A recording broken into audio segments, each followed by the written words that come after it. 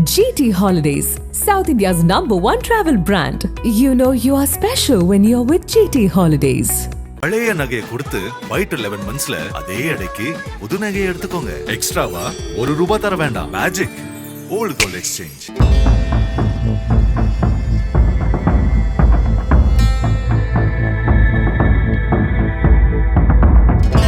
திருவண்ணாமலை மாவட்டம் சேத்துப்பட்டு அடுத்த இடையன்குளத்தூர் கிராமத்தை சேர்ந்தவர் விஜய். 27 வயதான இவர் லாரி டிரைவராக வேலை பார்த்து வந்துள்ளார். இவருக்கும் ஷர்மிளா என்ற இளம்பெண்ணுக்கும் கடந்த 6 ஆண்டுகளுக்கு முன்பு திருமணம் நடந்துள்ளது. இந்த தம்பதிக்கு 4 வயதில் ஒரு மகளும் 3 வயதில் ஒரு மகனும் உள்ளனர். இந்த சூழலில் விஜய்க்கு மனைவியின் நடத்தையில் சந்தேகம் ஏற்பட்டுள்ளதால் குடும்பத்தில் அடிக்கடி தகராறு ஏற்பட்டு வந்துள்ளது.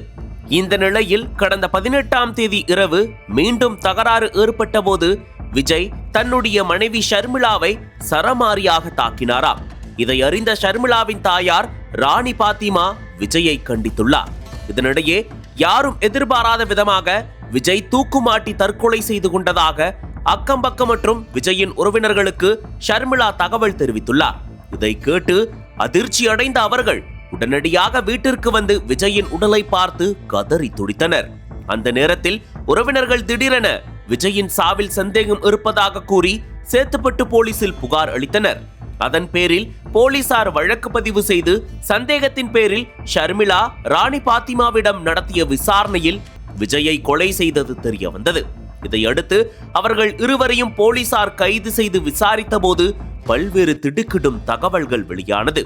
சேத்துப்பட்டு அடுத்த அரசம்பட்டு கிராமத்தை சேர்ந்த ஒரு இளைஞர் விஜயின் நெருங்கிய நண்பராக இருந்துள்ளார். இவரும் லாரி டிரைவர் என்பதால் அடிக்கடி விஜயின் வீட்டிற்கு வந்து செல்வாராம்.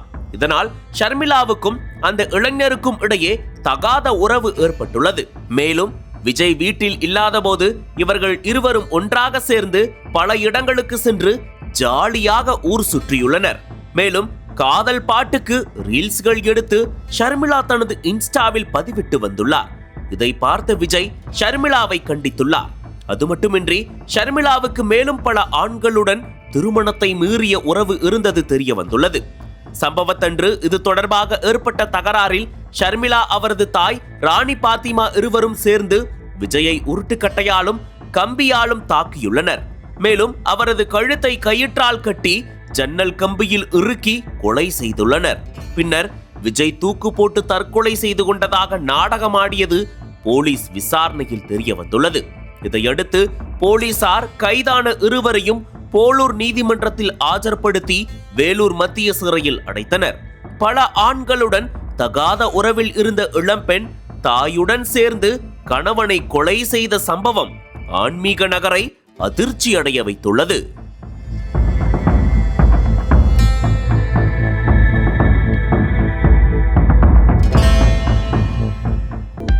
அனல் பறக்கும் செய்திகளை அப்டேட் செய்து கொள்ள நக்கீரன் களத்தை இப்பவே சப்ஸ்கிரைப் பண்ணுங்க.